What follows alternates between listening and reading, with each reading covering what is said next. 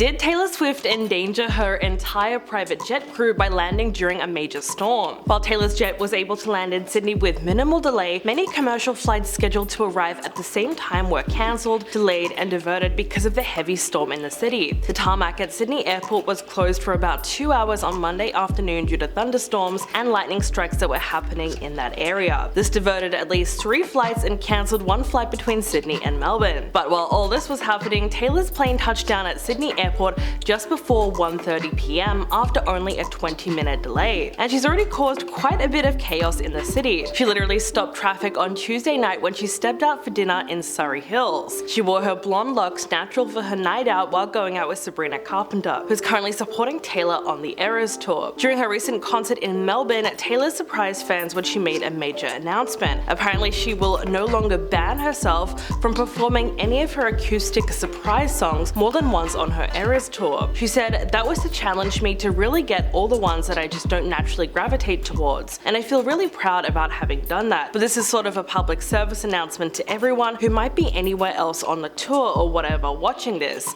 We have a lot of people, and we're very lucky to have a lot of people watch this on the internet and care about these shows if they're not here." She explained that she wants to be as creative as possible with the acoustic set moving forward, because she doesn't want to limit herself to only playing one song once. She then surprised the crowd with a mashup of Comeback Be Here from her Red album and Daylight from her Lover album. The second surprise song of the night was Teardrops on My Guitar, which she played on piano. So that would have been amazing to witness in person. During that same show in Melbourne, she also revealed that she was lonely while she was writing Folklore, despite the fact that she was in a relationship with Joe Alwyn at the time. This was when she was quarantining during the pandemic in early 2020. She said, "I was imagining that instead of being a lonely millennial woman covered in cat hair, drinking my weight in white wine, I was a ghostly Victorian lady wandering through the woods with a candlestick in a candle holder, and I wrote only on parchment with a feathered quill." When Taylor wrote Folklore, she was in a years-long relationship with Joe. In fact, he even helped write some of her album's tracks. They started dating in 2016 and they kept their relationship extremely private, which Taylor touched on in her 2020 interview with Rolling Stone. She said, "I think that in knowing him and being in the relationship I am in now,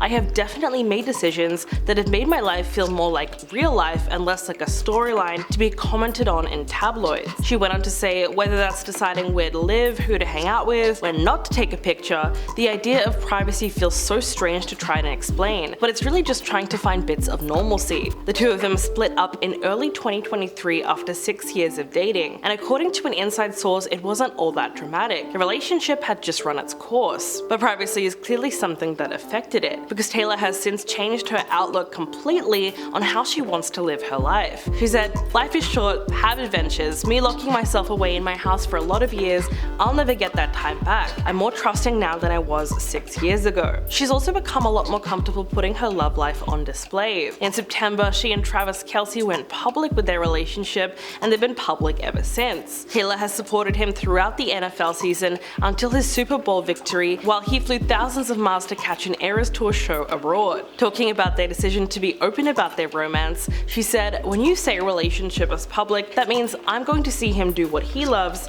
and we're showing up for each other. Other people are there, and we don't care." Alluding to her last relationship, she also said, "The opposite of that is that you have to go to an extreme amount of effort to make sure no one knows that you're seeing someone, and we're just proud of each other." But of course, there is also a lot of pressure that comes with being so public. Taylor and Travis only began dating in the summer, but there's already fans speculating about their possible engagement. The rumors reached their peak when Travis prepared for the Chiefs to take home the Super Bowl ring, and some fans hoped that he would pop the question to Taylor after that game, which is kind of crazy and not exactly romantic. But the question remains, why is there such a rush to see them get married? Taylor is not the only celebrity to have faced excited fans looking for a wedding sooner rather than later. She and Travis are both 34 years old, and neither of them have been engaged or married yet. But fans have closely followed Taylor's relationships since she was a teenager, and they've been there for all the dating and all the breakups. Sadly, many fans still feel this kind of entitlement to know all the details about celebrities' lives, and marriage is the next demand that they are placing on Taylor and Travis. When celebrities break up, fans tend to take it hard because they have this kind of parasocial relationship with them, which is a one-sided relationship with a celebrity that is not a friendship, but it can feel like one. People who are in a parasocial relationship dynamic tend to be more invested in their relationship than just a casual fan, because they are following more closely and and keeping up with all the articles, all the photos and the videos. And that's why you see questions like this all over the internet. Did Taylor finally get the ick? Are she and Travis really happy? What did she whisper to him after that one game? Fans are obsessed. But this hasn't stopped them from being so public. Their romance has involved concert shoutouts, jumbotron-sized football cheers, and plenty of PDA, with very little care for how many people are watching or what they might think. Another downside of being so public though is that it does give people outside of their relationship the opportunity to read into signals about the health of their relationship, even if it's totally made up. Like when the Chiefs won the Super Bowl and Travis started screaming "Viva Las Vegas" into a microphone. The camera then flashed to Taylor Swift's expression, and many people were sure that she got the ick, because that moment was supposedly embarrassing for her and she just couldn't hide it. But can people really read micro expressions? That's debatable. There are also crazier rumors going around about the couple, like a potential baby announcement in 2024. But where did that rumor even come from? Well, it's not exactly a good thing. Without a doubt, Taylor looked amazing in a green dress as she walked the Golden Globes red carpet, but some people pointed out the fact that her stomach looked a little more bloated than normal, which then inevitably led to pregnancy rumors. Fans immediately came to her defense and left comments like,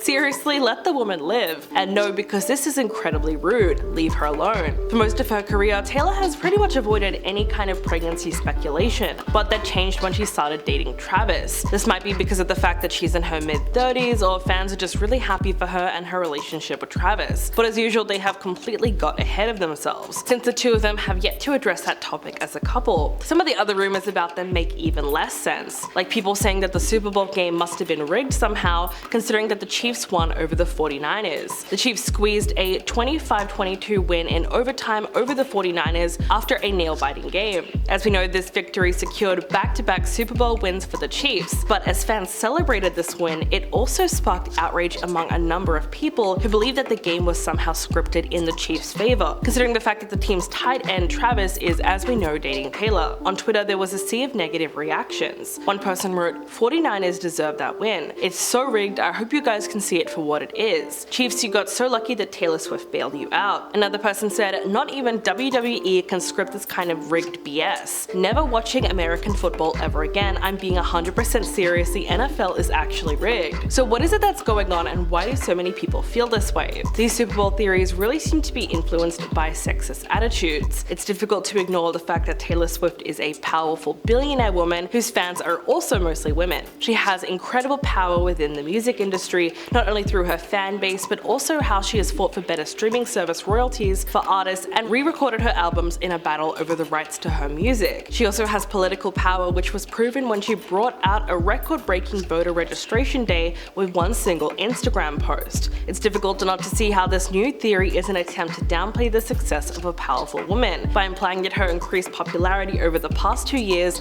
is a result of something secretive and evil. Beyond that, there's also the fact that she has now entered a distinctly male space, the NFL, where fans have historically tended to be a bit more conservative. So it's no surprise that large amounts of fans have complained that she is receiving too much airtime as well during games. But it's not just Taylor who is disrupting the game, apparently it's also the Swifties. And these new female fans are being criticized for not being true fans of the sport or participating in the correct way. So their behavior is somehow ruining the integrity of the NFL. Sadly, the backlash against Taylor and Travis only seems to be getting worse. It actually got so bad that the NFL had to release a statement defending their coverage of Taylor. They said, "We frequently change our bios and profile imagery based on what's happening in and around our games, as well as culturally. The Taylor Swift and Travis Kelce news has been a pop culture moment that we've leaned into in real time, as it is an intersection of sport and entertainment, and we've seen an incredible amount of positivity around the sport." But clearly the fact that they even needed to put the statement out there in the first place just goes to show you that they have received quite a bit of pushback.